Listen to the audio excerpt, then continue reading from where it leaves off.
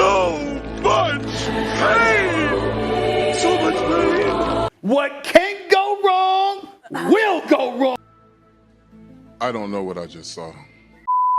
What on earth was that game? Ladies and gentlemen, boys and girls, children of all ages, welcome back to one of the greatest YouTube podcasts representing the Washington Commanders here on YouTube. Welcome back to the Ballin In Burgundy podcast. Yeah, just myself, John, rocking tonight because I cannot fathom and explain the words, the feeling I am feeling right now after this BS game I just witnessed. All right, 34-26, Dallas Cowboys march in to Northwest Stadium. No Trevon Diggs. No Zach Martin. No Marquise Bell. No DeMarcus Lawrence. No Tyler Smith, I believe. No Dak Prescott. No problem. Because our special teams, our offense, our defense, every side of the ball decided to let the Cowboys do darn near whatever they want. And before we get into the guys, don't forget to like and subscribe here on YouTube. Road to 500 subscribers is on its way. We are about a month or so away from Christmas, and my Christmas wish, not only to sign up, but to the YouTube algorithm and to use non-subscribers, is to subscribe and get us to 500 subscribers. All right, nearly 100 there. It takes 2 seconds every time, and it's absolutely free. Instagram and TikTok at Ballin In Burgundy Podcast. Twitter at BIB Podcast 22 because Twitter hates long usernames. But let's get into this game. 34-26, I just mentioned. It was 3-3 at halftime, by the way. 3-3. Should have been 6-6. Because let's talk about it. First quarter alone. Right? Brandon Aubrey goes out. All right. Cool. Goes out. And field goal gets blocked. It was absolutely beautiful. Quan Martin blocks it. Michael Davis runs it back to about the 40 or so yard line, right? So we go down a little bit, make a field goal. Dallas decides to march right back down. 10 plays, 44 yards in about 5.5 minutes. And they miss a field goal. So now it's still 3-0. It should be 6-3 at this point.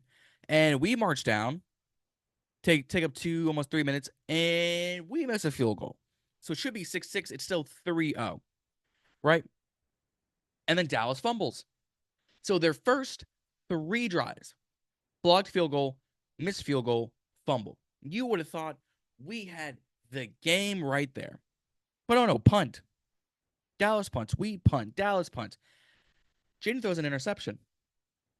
Right through B-Rob's hands.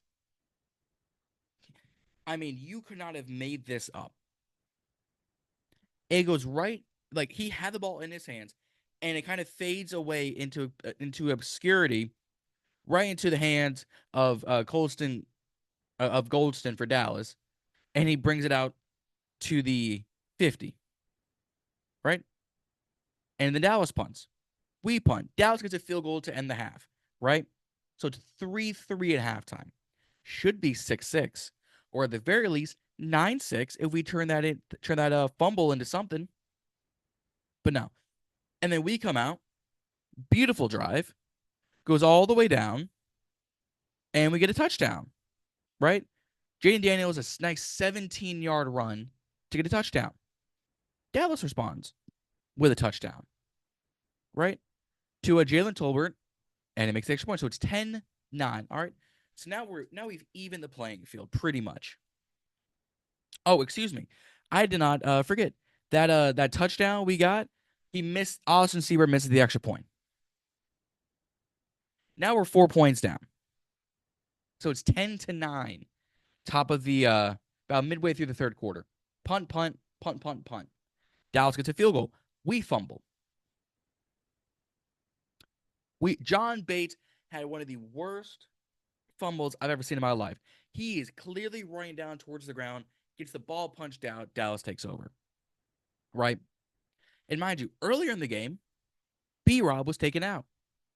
He got his leg twisted. He came back. B-Dash went out for a little bit for a concussion. He came back. Right? So we fumble. Dallas takes that play, goes for a touchdown to Luke Schoonmaker. And the extra point's good. So now it's 20-9. We respond with a touchdown of our own. Jane Daniels and Zach Jaden gets a 2-point conversion, right? So now it's 20-17. Dallas decides, you know what? Cavante Turpin decides to take the kickoff, for 99 yards to a touchdown. One play, 13 seconds, they score. So now it's 27-17. We get down the field really quick, make a field goal, 27-20. They punt off. We get it, go down for a touchdown. Terry McLaurin on a beautiful 88-yard pass, or 86-yard pass from Jane Daniels to Terry McLaurin, and it looks absolutely gorgeous, right? We think we're about to tie this thing up, and Miss Austin Sieber misses the extra point again. And you know what Dallas does right after we go for the onside kick? Oh, nothing major, just a onside kick return touchdown. 34-26.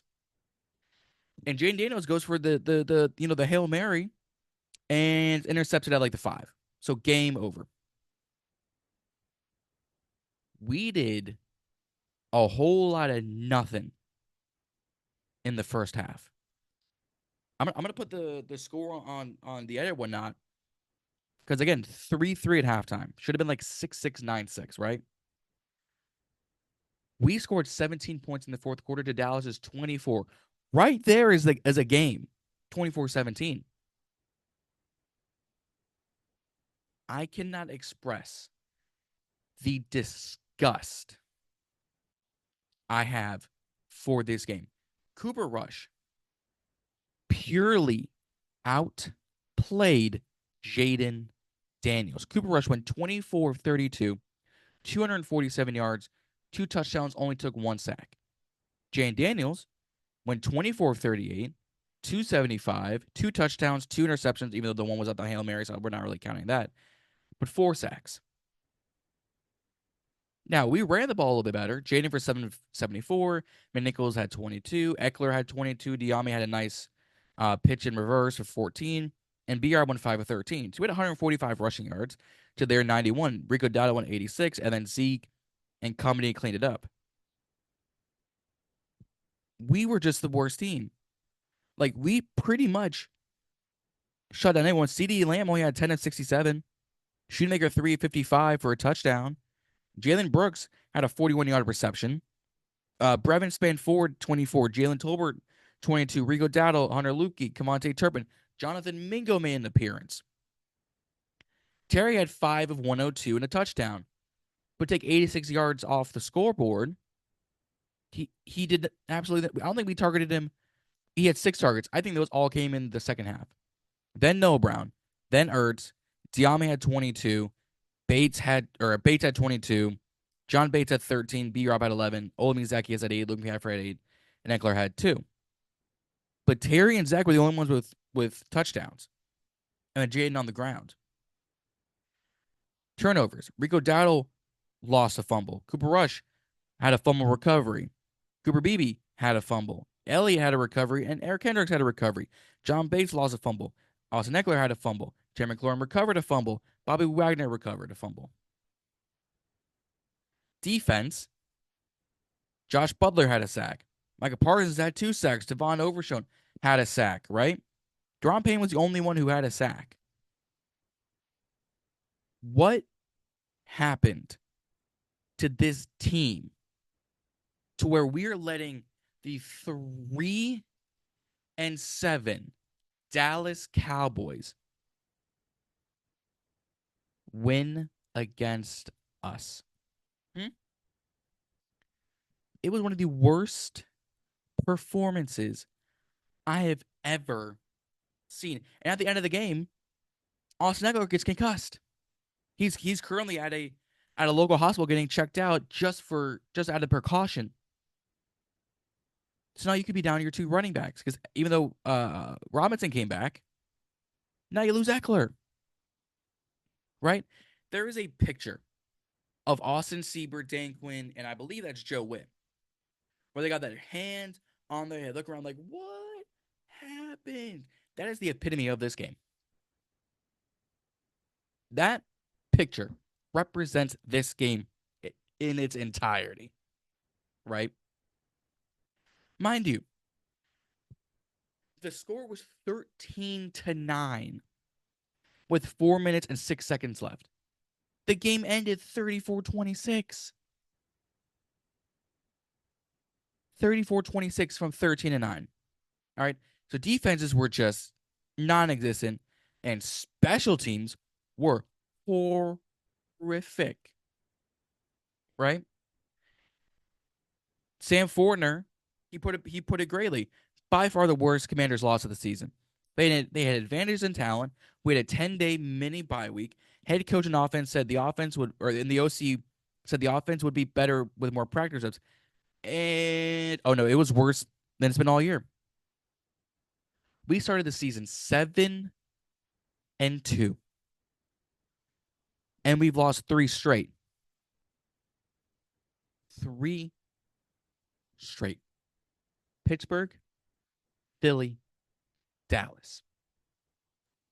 So now we're 7-5 on the season. Now, Dan Quinn at his press conference said after that Terry McLaurin 86-yard touchdown to make it 27-26, he never considered going for 2. You could have theoretically ended the game if you made that 2-point conversion, because you had made one earlier in the day. But no. You kicked the extra point, which Seibert missed. Special teams kicking was not in the cards today. Or at the very least, we take this to overtime and we see what we could have done there. If he makes it.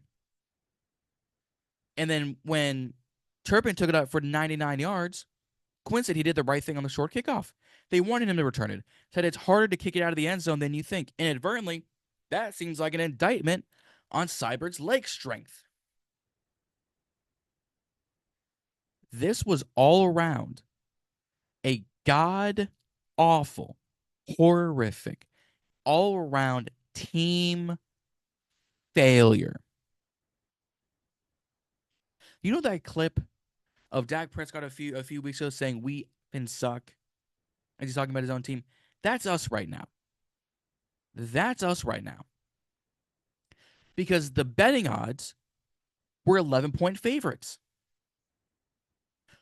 Everyone I knew, Cowboys fans, Commanders fans, Eagles fans, Giants fans, Raiders fans, Chiefs fans, like every fan I knew, that if they weren't an absolute diehard Cowboys fan or they were a degenerate gambler, were taking those betting odds without question and without hesitation.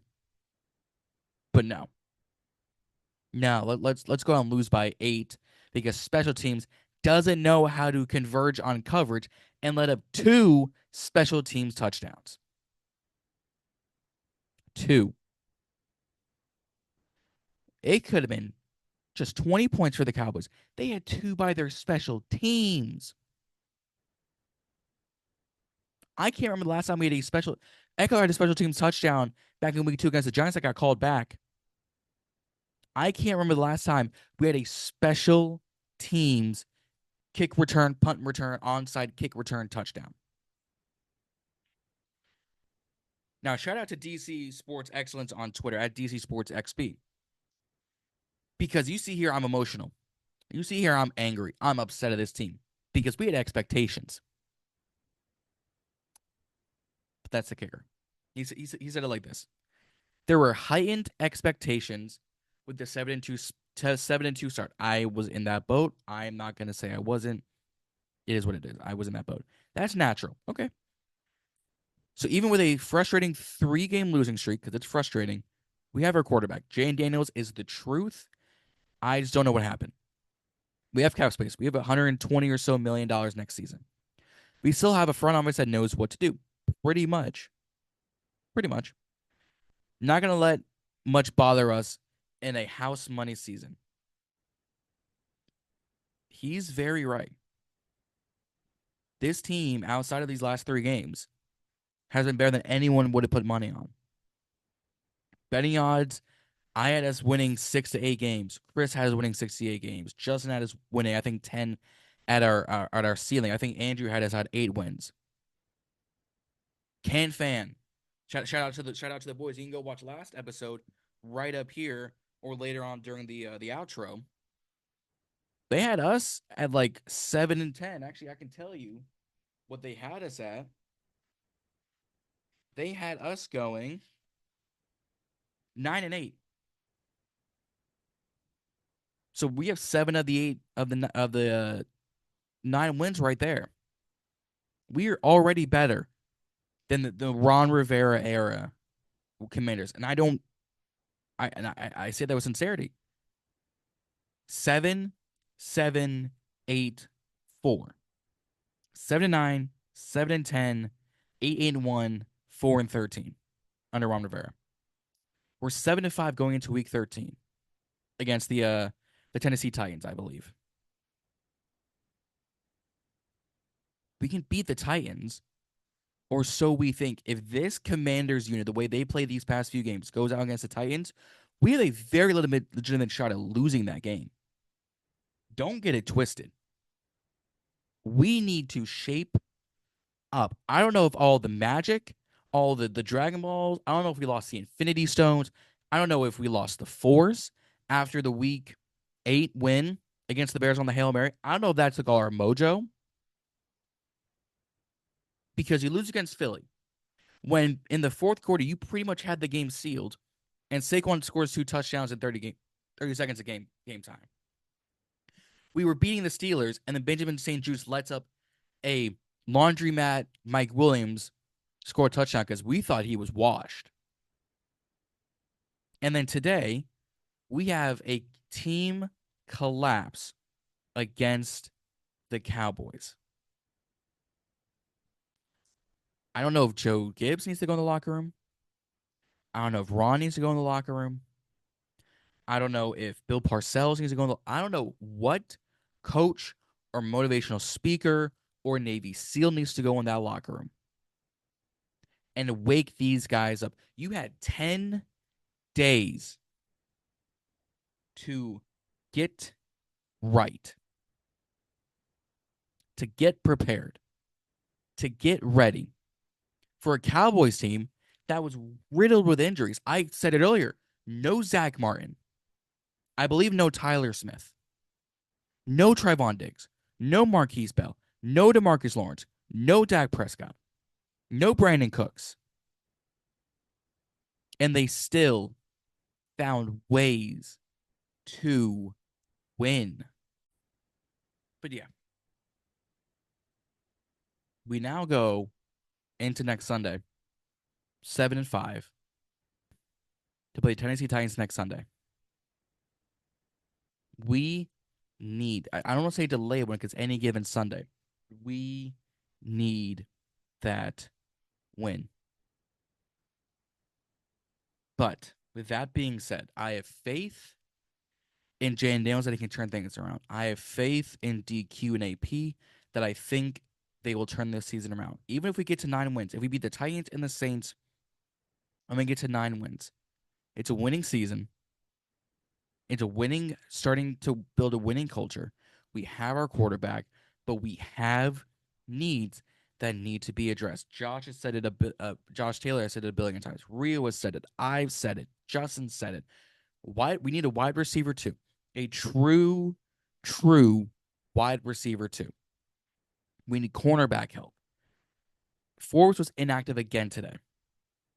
Marshawn Lattimore hasn't played since he got traded out of New Orleans, and I don't think he's playing until after the bye week. Benjamin St-Juste isn't making it far on this squad. We need edge help because Dante Fowler couldn't get a sack. Dorrance Armstrong couldn't get a sack. We need edge help. Wiley went out with a concussion. We're not going to rely on Cornelius Lucas next season, so we need offensive tackle help. There are guys in this draft at some of those positions: Trey Harris, Territory McMillan, Hiron Lacy, Jaden Higgins, Ricky White. At corner, you have Siobhan Ravel. You have Benjamin Morrison. You have Kobe Bryant, Jabbar Muhammad. At the edge spot, you have Princely Ulamalayan. I think I said that name wrong, but I'm sorry. You have Mike Green out of Marshall. You have Josiah Stewart. You have good Antoine Ryland Pylon, the Virginia Tech kid who has like 10 sacks this season. I'm sorry for the mispronunciation. There is talent in this upcoming draft that we need to go after to help solidify this team. And there's going to be free agents we can go after too. But this team is going to build through the draft. But with that being said, if plans go accordingly, I will also be on CowboysCanFan tomorrow night. You guys can go watch them up here. They're live streaming the game, and they had the last laugh. So we will see them again in Week 18. But guys, I appreciate y'all coming with me on this rant. I appreciate everyone who supported us. Let's head into let's head into tomorrow night with CanFan. Let's head into Sunday. And look forward to these Titans. But guys, don't forget to like and subscribe here on the channel. Road to 500 subscribers is not stopping until we get there. Hopefully by Christmas. That's my Christmas wish. For those who are not subscribed, over 90% of y'all are not subscribed, and it hurts us because when you're subscribed, it helps us here the channel build, helps the algorithm recognize us, helps us get more guests, more content, more collaborations out for you guys, and helps us all around here at the channel. TikTok and Instagram at Ballin In Burgundy Podcast, Twitter at BIB Podcast 22 because Twitter hates long usernames. All those links will also be down in the description. Shout out to Rio and Corey and Tone and Washington the Day for being supporting us since day one. Links down in the description, but we can sound the alarm because I think we are on fraud alert. If not, we are looking like frauds already. But let's head into Sunday. Let's first head into Monday and have this fun with CanFan. But let's head into Thursday to preview. Let's head into Sunday for this game. We're gonna start having mock drafts coming out relatively soon. Those on TikTok or Instagram on X. You can go figure those out down below. But I don't even know. I just y'all, let's raise hail. Let's stay ballin', and y'all have yourselves a good night now. I'll see y'all later.